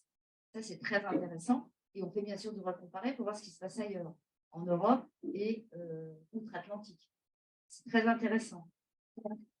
Des administrateurs, vous êtes membre d'un conseil d'administration, vous avez un fonds qui est entré. Alors, on parle là, tout à l'heure, on évoquait les fonds. En effet, il y a des fonds qui font aussi faire évoluer les choses, qui considèrent finalement, réflexion faite, qu'il n'y a pas que le ROI, le retour sur investissement, n'est pas que financier. Et en effet, notamment BlackRock, avait à pousser en ce sens, avec quand même une petite marche arrière, concernant le financement, le charbon, etc. Enfin, il y a eu un petit sujet, un retour en arrière de la part de BlackRock. Mais bon, néanmoins, on voit quand même les fonds, ils ont compris qu'il faut se lancer et il faut Voilà. Donc, tout ça pour dire qu'aujourd'hui, si on est dirigeant ou administrateur, moi, je dirais, ce qu'il faut retenir, c'est que vos statuts, il faut bien les travailler. Rédiger un règlement intérieur pour le comité, mission important, parce qu'on pourrait tout à fait imaginer, alors, quel est le rôle, quelle est la responsabilité du comité de mission et du conseil d'administration.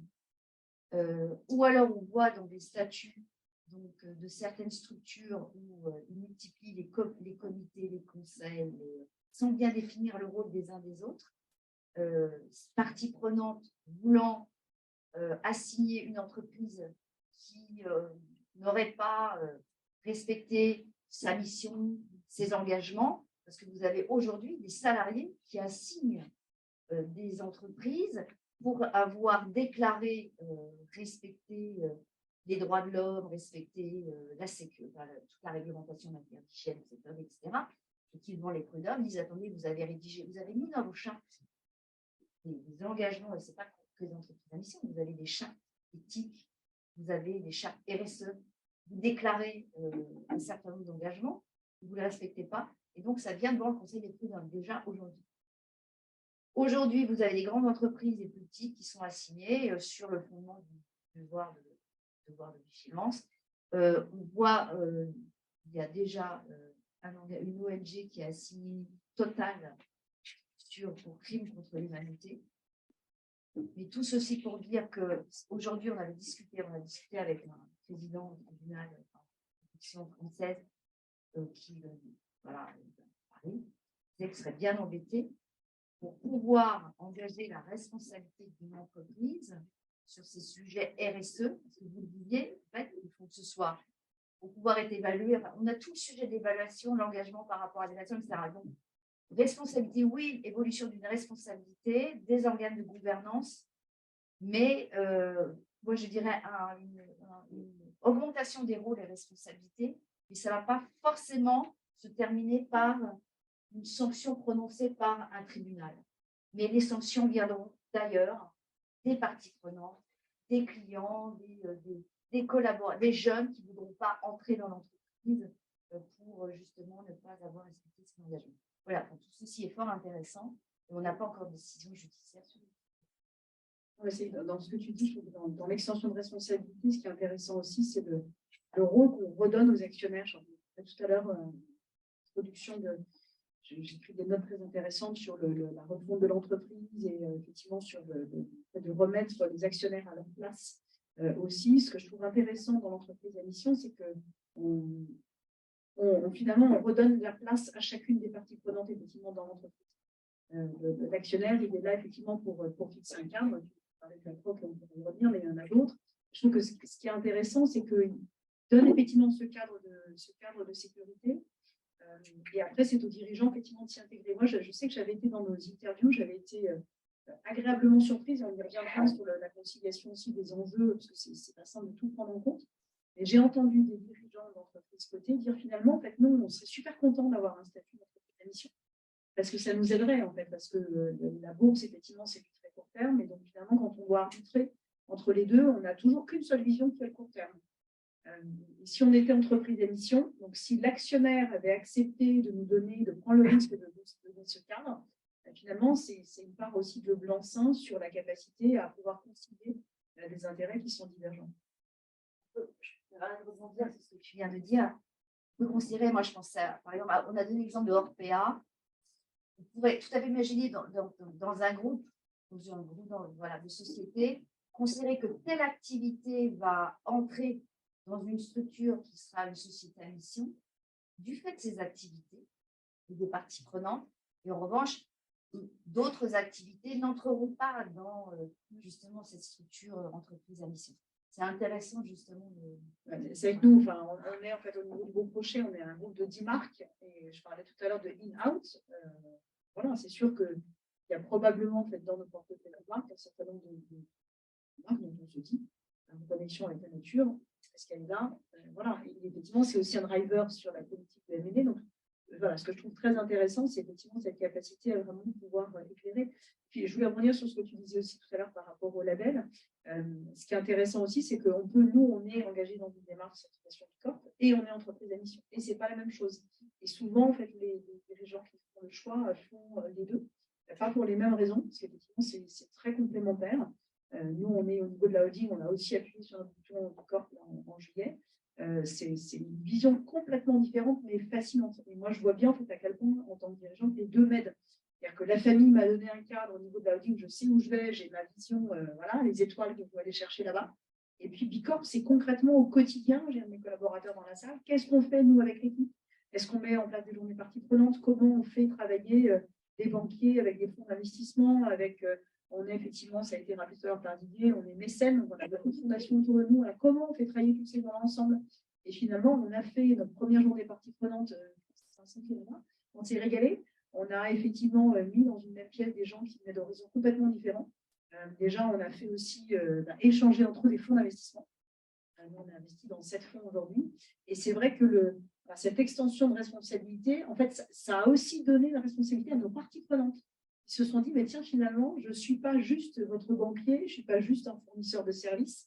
Comment finalement, moi, fonds d'investissement, comment moi, banque, je peux me mettre au service de la mission du groupe, au service de la mission des actionnaires. Et c'est ça que je trouve aussi intéressant dans cette extension, et je partage complètement ton point, Sylvie. On y reviendra probablement sur les enjeux et ce qu'on peut voir en termes de conséquences un peu négatives. Il y en aura forcément. Mais globalement, honnêtement, il y a surtout beaucoup de positifs en fait, qui s'amènent à ça. Et puis, je pense qu'il faut de façon très réaliste aussi, ça a été évoqué tout à l'heure, se dire que dans le bilan qu'on commence à faire, on réajuste. On sait que nous, on avait 5 objectifs sociétaux et environnementaux. On a un conseil d'administration dans 2 jours. On va proposer à Brice de passer qu'à 3 parce qu'on se rend compte qu'il y a des redondances, qu'il y a des choses qu'il faut qu'on ajuste. Et ça rejoint complètement ce que tu disais tout à l'heure. En tant que comité de mission, on s'est complètement senti légitime pour dire, bah, tiens, là, on est peut-être allé un peu trop loin ou là, pas assez. Voilà, et de mettre effectivement l'entreprise en mouvement et faire ça. Je trouve ce bilan aussi sur l'extension de responsabilité, ce qui est intéressant, c'est que c'est un vrai rôle effectivement partie prenante. Et puis, tu l'as aussi très bien dit tout à l'heure.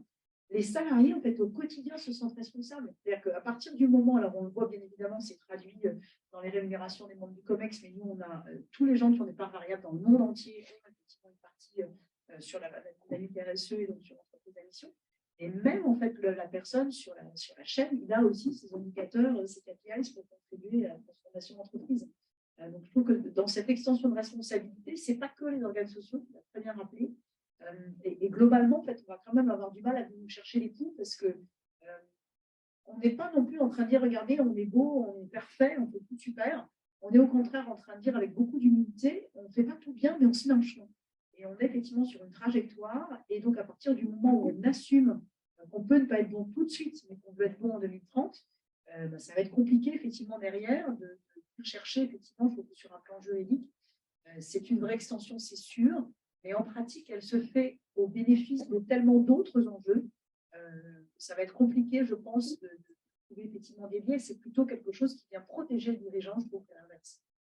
Alors, moi, ce que je constate aussi, je ne sais pas si vous avez constaté, c'est qu'il y a pas mal de startups qui veulent se lancer tout de suite, avoir la raison d'être dans les statuts. Alors, ça vient, etc., basculer assez rapidement en société à mission. Et je trouve que faut prendre le temps parce que certains veulent aller d'ailleurs en entreprise, certains ont considéré qu'elle avait été trop vite. Mais prendre le temps parce que il faut, quand on se lance dans une grande aventure de ce type, il faut avoir une maturité et être prêt. Et voilà. Et donc, sinon, il n'y a pas pire que de s'engager sur des engagements, s'engager sur des objectifs et qui ne seront pas atteints, il n'y a pas pire. Quoi. Et donc, et de vouloir, alors là, on a eu greenwashing et maintenant on va avoir, absolument, voilà, purpose washing, il n'y a pas pire. Voilà. Et alors, du coup, ça me fait rebondir, parler d'arbitrage entre objectifs parfois contradictoires. Hein, c'est vrai qu'on vient d'un monde où les choses étaient beaucoup plus simples, hein, depuis les années 70. Hein, l'unique objectif de l'entreprise, c'était de faire du profit. La performance. La performance. Hein, bien théorisé par les Américains très libéraux. D'ailleurs, le mouvement nous en parle un peu. Mais aujourd'hui, donc, il y a toute une série d'objectifs entre lesquels il faut arbitrer. Bon, évidemment, il reste toujours l'obligation de mais aussi des objectifs environnementaux, sociétaux, de développement du territoire, de développement d'une souveraineté industrielle en France. Ça plutôt une politique publique qui s'impose progressivement. Alors, qui finalement prend ces décisions parce que là, il y a une série d'organes, bien sûr, qui a quand même le pouvoir suprême, l'Assemblée générale des actionnaires. Pas l'Assemblée générale de toutes les parties prenantes, c'est juste les actionnaires. Il y a le conseil d'administration, il y a le comité de gestion, il y a le dialogue avec les parties prenantes aussi, qui va développer. Voilà, il y a pas mal d'acteurs. Ce que je trouve intéressant, c'est que quand on dit comment on arbitre, c'est-à-dire qu'il faut arbitrer. La question, c'est est-ce qu'on doit effectivement choisir comment effectivement on avance. Quand on rentre dans une notion d'entreprise à mission, en fait, on dit voilà, on doit être assez extrême. On ne doit plus faire de compromis sur un certain nombre de points, parce qu'on a dit c'est effectivement opposable. Et je pense que ce qui est intéressant, en fait, c'est de choisir ses combats. Brice fait de la boxe, alors il utilise souvent des vocabulaires, mais choisir ses combats, je pense que c'est extrêmement important. Et après, en fait, je trouve que dans les arbitrages, moi, j'ai été surprise de constater une chose, c'est que les arbitrages viennent de partout, avec énormément de bon sens. En fait, ce que je trouve absolument dingue dans la dynamique d'entreprise à mission, c'est que le bon sens reprend le dessus finalement, avec, on le voit bien, des arbitrages entre du court terme et du long terme, effectivement, avoir la capacité à préserver le bien-être des collaborateurs, mais aussi se dire de façon responsable, si je donne moins de collaborateurs, il faut aussi que je sache en séparer. Et ce que je trouve extrêmement intéressant, c'est la notion de responsabilité que ça drive derrière. Alors, c'est vraiment en fait une dimension que je trouve intéressante parce que ça permet effectivement d'intégrer en fait tous les sujets. On a effectivement dans la prise en compte des enjeux, on va avoir des enjeux qui sont complètement effectivement propres au groupe, qui vont être les éléments sur lesquels on va se focaliser. Il y a effectivement des environnements externes. Après, pour autant, on disait sur la politique industrielle, on ne va pas non plus se substituer à l'État par rapport à un certain nombre de choix, mais en revanche, nous, on va plutôt aller agir, on a pris des engagements sur le territoire breton, on va effectivement aller plutôt sur cette dynamique-là. Je pense que ce qui est intéressant, c'est vraiment cette posture de responsabilité. Et puis, j'avoue que je n'ai pas encore réussi, on parlait tout à l'heure d'une grande boîte cotée, je trouve, et on voit bien dans les entreprises qui ont adopté ce statut, on reste quand même aujourd'hui dans un microcosme plutôt de capitalisme privé, parce qu'on a naturellement effectivement une vision à long terme et pour autant la capacité à pouvoir arbitrer des éléments sur le court terme. Donc, cette notion effectivement d'arbitrage, elle est vraiment pas simple. Je trouve qu'elle s'illustre probablement plus facilement, et c'est probablement pour cette raison que c'est les entreprises familiales qui ont fait en général ce choix pour les premières. Après, ce que je trouve bien, c'est qu'on voit effectivement pour autant, tu parlais de BlackRock tout à l'heure, et nous, on est investi dans des titres vifs sur du côté, on voit la position de certains de nos gérants. On voit quand même en fait émerger des prises de position assez costauds de la part de certains opérateurs sur ce sujet, qui finalement, en déposant effectivement des résolutions, en avançant effectivement sur un certain nombre de sujets, et parce que aussi probablement ce statut permet en fait de redonner à chacun son cadre et sa place, directement les actionnaires ils font ce qu'ils doivent faire. Donc l'actionnaire il est là effectivement pour voter, il est là pour proposer éventuellement des résolutions. Donc finalement il se remet dans son rôle. Et en fait, ce faisant, on voit qu'ils vont aller concrètement, je ne sais pas si beaucoup allaient déposer des résolutions ou exprimer un avis, mais maintenant, ça se fait. Donc, ce que je trouve intéressant, c'est que ça permet effectivement de rentrer véritablement dans une je trouve, un petit peu plus active par rapport à ça, avec des gens qui se prennent par la main. Et cet arbitrage, en fait, moi, je suis surprise de voir que le bon sens reprend le dessus. Alors après, bien évidemment, on a des cascades qui se font, c'est-à-dire qu'on voit beaucoup d'initiatives remontées du terrain, et puis après, qui suivent la suite hiérarchique. Et puis après, donc, il y a un mélange en fait, de top-down et de bottom-up, avec des choses qui remontent, qui sont arbitrées, des choses que l'on veut descendre, pour que ce soit naturellement porté par le dirigeant, c'est extrêmement important. Et donc, finalement, l'arbitrage en fait, au quotidien, c'est vraiment du double sens en fait, permanent. Donc, on a naturellement nous, retravaillé nos objectifs. En fait, ce qui est intéressant, quand généralement je projette ça, j'ai nos 5 objectifs sociétaux environnementaux qui sont en train de devenir 3. On les a mis en place en fait, dans un plan de transformation d'entreprise en mixant en fait, une dynamique RSE émission. Donc, on a effectivement aussi, parce qu'on peut avoir des objectifs qui sont plus, je dirais, des must-have et d'autres qui vont être sur la façon de faire et d'autres qui sont vraiment plus spécifiques et plus singuliers. Et en fait, après ce plan de transformation, on l'a vraiment mis en place en fait, au niveau de l'entreprise avec l'ensemble des cadres dirigeants. C'est des choses qu'ils ont travaillé avec leurs équipes, qu'ils ont remontées.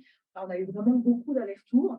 Et ensuite, on a maintenant effectivement notre comité de mission qui est un peu le garant finalement pour faire ce mode de fonctionnement. Et ce que je trouve intéressant, c'est on évoquait tout à l'heure ce mot de dialogue qui revient. Moi, je suis surprise de voir à quel point finalement ces arbitrages se font dans la co-construction. Et je me souviens que je reparlais tout à l'heure de l'État et des arbitrages qu'on peut avoir avec les politiques publiques. Brice, il le dit maintenant, donc moi j'étais la première à lui parler effectivement de ça, parce que je suis passionnée du droit de par ma formation, donc je suivais moi aussi les travaux. Et le premier jour que j'en ai parlé, il m'a dit Claire, arrête, qu'est-ce que tu viens de demander là? C'est pas le rôle de l'entreprise. C'est le rôle de l'État finalement sur ce sujet. Et on voit que les choses évoluent. Et finalement, dans ces notions d'arbitrage, ce que je trouve intéressant, c'est exactement ce que tu disais sur le bilan que tu fais sur l'extension de responsabilité, c'est que ça remet les gens à leur place, en fait, finalement.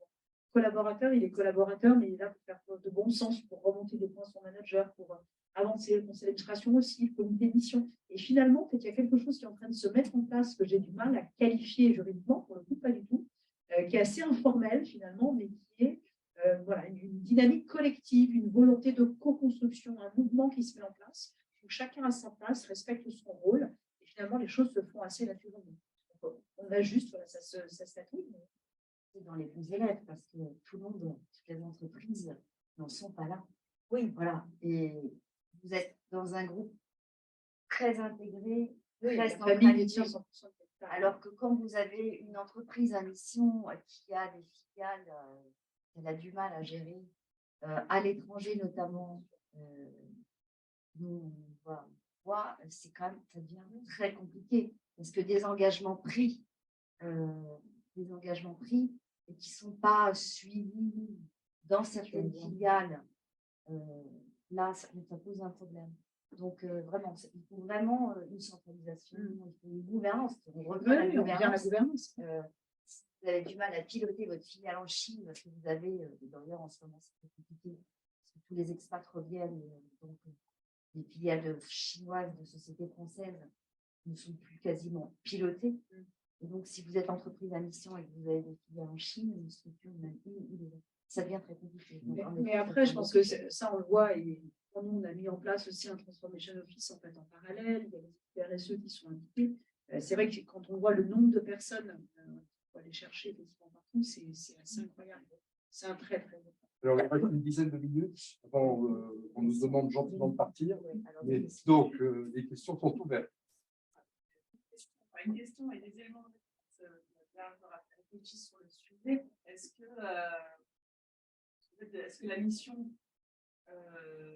accroît le risque de réduction ou au contraire le cadre? Vous parliez d'extension de responsabilité, mais aussi on peut parler de cadrer les responsabilités, le champ des responsabilités, le champ d'impact. Et à partir du moment où une entreprise s'engage de ne pas être responsable de tout, et là elle choisit justement c'est elle choisit là où elle va avoir, enfin, là où elle s'engage vraiment avec des éléments de preuve. Et donc, si l'entreprise le fait bien, ça permet aussi de cadrer ce risque juridique. Il ne faut pas qu'elle oublie les autres réglementations qui sont applicables, et notamment le devoir de vigilance pour les plus grandes. D'accord. Et du coup, aussi, il y a d'autres risques qu'on n'a pas évoqués, comme tout ce qui est publicité mensongère, comme le code de gestion. Et en fait, là-dessus, c'est d'avoir. Tout à fait. Publicité mensongère, je rejoins complètement. Non, mais après, c'est vrai que ce cadre-là, il est censé déjà être promu par les entreprises. C'est-à-dire que ça fait partie du socle, entre guillemets, normal. Parce que ce qui est intéressant, moi, je trouve, c'est que moi, j'adore, en fait, quand on dit ça force à devenir meilleur. En fait, là, ça force à devenir excellent. En fait, l'entreprise à mission, ça force à l'excellence.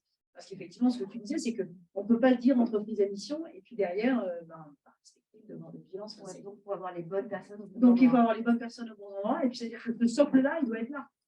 Il doit effectivement être là. Ça, c'est extrêmement important. Que la gouvernance ne décrète pas, elle s'incarne, la bonne gouvernance. Donc, il faut avoir les bonnes personnes, les bons profils et aux bons endroits. Parti. Je vais vous poser une question sur les rémunérations en général, parce qu'on en a évidemment, mais on n'a pas dit, finalement, est-ce que c'est un sujet qui est stratégique pour la carrière des long terme, ou est-ce que c'est pas, ou aussi, Comment, quelle est votre expérience là-dessus, dans l'arbitrage et la conversion? On peut avoir, en fait, nous, on a deux dynamiques en interne. On peut avoir une dynamique très court terme, effectivement, qui se matérialise dans les parts variables. Et puis après, on peut avoir en fait, des dynamiques qui sont plus proches de l'actionnariat salarié, dans lesquelles on peut avoir des stock options ou des actions gratuites, qui, elles, peuvent intégrer en fait, des KPIs de transformation liés aux objectifs sociétaux et environnementaux, qui permettent aussi du coup d'intégrer les deux visions, à la fois effectivement des éléments de transformation très courts et puis une dimension un petit peu plus longue. Je sais pas si je réponds à la question. Pour les sociétés cotées, Ouais. contrat. Autre question? Claire, vous voyez émerger un mouvement que vous appelez celui du conso-acteur. Oui. Et puis, parallèlement, assez contradictoire aussi, un mouvement de très conservateur aux États-Unis contre cette extension de la responsabilité des entreprises. Oui, ce que je trouve intéressant, c'est qu'on voit bien en fait, que tous ces sujets ouvrent un champ. Alors, je rigole parce que je regardais, vous connaissez forcément en fait, l'ultime entretien de Bernard de Latour. J'ai regardé en fait hier sur certaines de ces réflexions. Et en fait, je pense qu'on est au début effectivement d'une nouvelle ère et tous les changements forcément font peur sur un certain nombre de points. Ce que je trouve intéressant, effectivement, on parlait des parties prenantes, c'est que il y a le conso. Effectivement, on voit bien aussi finalement que l'entreprise à mission redonne aussi sa place au consommateur. Donc là, c'est pas moi, c'est Brice, c'est Alexandre Mars qui dit en fait, le consommateur, il a le pouvoir de voter avec sa carte bleue. Hein, donc, et ça, c'est hyper important. Mais nous, des citoyens, on va voter bien évidemment, mais on a aussi ce pouvoir de sanction. C'est un mouvement qui est intéressant parce qu'on voit bien que c'est des choses qui nous dépassent. Voilà, l'entreprise, elle est un objet de droit, mais finalement, elle s'intègre en fait dans un environnement. Vraiment, je suis admirative de ces entretiens. On voit bien en fait entre la politique, le social, l'environnemental, le droit, etc. Enfin, on est effectivement à l'aune de changement sur la fin de l'ère moderne, probablement à une vision différente. Et forcément, ça crée des tensions et des résistances. Donc, il ne faut effectivement pas virer à l'angélisme, c'est qu'on a eu peut-être de la chance parce qu'on est un capitalisme familial avec des familles qui est très portée sur ses convictions. Et c'est que ce qui me choque aussi, c'est qu'on voit, effectivement, je ne sais pas si vous avez vu ça, c'est absolument dingue. Il y a 3 États, je crois que c'est Texas, Floride et Virginie occidentale, où ils ont fait en fait des lois anti-ESG. Donc ils ont boycottent en fait les entreprises et les banques qui ont des pratiques ESG. C'est absolument incroyable. Mais voilà, on voit bien en fait que c'est un mouvement qui gêne. Je pense que c'est un mouvement qui gêne parce qu'il est en train effectivement d'inverser complètement la tendance avec quelque chose qui intègre tout le monde où chacun trouve naturellement sa place. Quand on voit ça, c'est effectivement assez effrayant. Alors en général, ce qui est bien, c'est que si ça fait peur, c'est qu'on va dans le bon sens. Donc, il faut surtout continuer. Voilà, c'est vrai que c'est. En tout cas, je trouve que ça donne plein d'optimisme. En fait, je ne pensais pas honnêtement, parce que je suis juriste de formation comme Thierry, je ne pensais pas en fait qu'un outil de droit, c'était vraiment, je trouve que le sujet de cette soirée a été très bien posé. Je ne pensais pas que l'entreprise objet de droit serait demain en fait le réceptacle d'autant de mutations de la société, des consommateurs, des mouvements. Et je trouve que c'est quelque chose qui est extrêmement intéressant. Au-delà, effectivement, après, de problématiques nationales, parce que, comme tu dis, nous, on a un groupe international, c'est la maison mère française qui est l'entreprise d'émission, l'entreprise d'émission partout, hein, donc on va faire pareil dans tous les pays du monde. Effectivement, comme tu disais, c'est très contraignant, mais quelle dynamique extraordinaire. Et si en faisant ça, on embarque nos salariés, tous nos fournisseurs, nos parties prenantes, nos consos, etc., c'est des millions de personnes, et ça, je trouve ça génial. Alors, on n'est pas dans l'entreprise à mission, là, mais moi, j'ai bien évoqué Renault, le groupe Renault. Jean-Dominique, c'est un qui préside le conseil, et ils ont créé un comité de raison d'être, ils ont créé un comité des parties prenantes, ils ont fait, au cours des dernières années, vraiment évoluer la gouvernance d'une manière incroyable, avec une participation des parties prenantes en amont dans un grand nombre de projets. C'est assez formidable. Ça nous donne de quoi être hyper optimiste. Il leur faut un peu, là, s'il vous plaît. Et on invite l'Orpea, d'ailleurs, à se transformer. Et d'ailleurs, Guillaume Pépi, qui vient d'entrer au conseil. Et pour rebondir sur ce que tu dis, il y a aussi quelque chose qui est, parce que tu disais tout à l'heure, les startups, les bénéfices, etc. Alors moi, je pousse beaucoup, en fait, je mentor beaucoup de startups et on avait investi dans certaines. Moi, je les pousse beaucoup en fait à être mission native. Il faut, et je pense que c'est important, sans se renier, parce que ça permet d'être pur dès l'origine. Parce qu'on voit quand même, effectivement, pour les grands groupes, c'est hyper dur, on va pas se mentir. C'est quand même une réglementation qui est très exigeante, c'est les organes de gouvernance qui sont derrière. Et c'est vrai que si on peut le plus tôt le mieux, finalement, essayer de s'inscrire dans cette dynamique, c'est pour les bons profils. Pour les bons profils, en général, après les entrepreneurs, les bons start-upers, Merci tous. C'était absolument passionnant. Dominique, peut-être veux-tu conclure cette belle soirée, cette première conférence du cycle que ton groupe organise. Je ne sais pas si on peut conclure, car on est plutôt à l'aube de transformations en mutations qui sont vraiment en phase et qui sont exposées quand même au sens positif du terme dans l'ensemble de l'environnement de l'entreprise. Je crois que vous avez vraiment fait une présentation rapide et dynamique et convaincante. Si tout le monde n'était pas convaincu, j'espère que ce soir, on est reparti convaincu de cette transformation en cours. Et pour la prochaine rencontre de ce cycle, qui aura lieu le 30 avril, et puis avant pour les autres rencontres, l'apéro, voilà, oui, la soirée jeudi prochain, rencontre amicale des membres du groupe. Et puis en janvier, je ne sais pas si encore 26 janvier, voilà, avec le nudge. Et alors, le cercle aussi a des événements au mois de janvier, notamment le janvier, un speed networking d'administrateurs Valérie animera, et probablement le 24 janvier aussi, une conférence sur la gouvernance des associations. Un exemple très concret, l'association AIDA, par Léa Moukanas, lorsqu'elle avait 15 ans, oui, c'est ça. C'est une étudiante en train d'achever son diplôme à Sciences Po. Voilà, il y a plein de choses à faire avec nous, hein, n'est-ce pas? C'est pas que les droits. Merci à vous.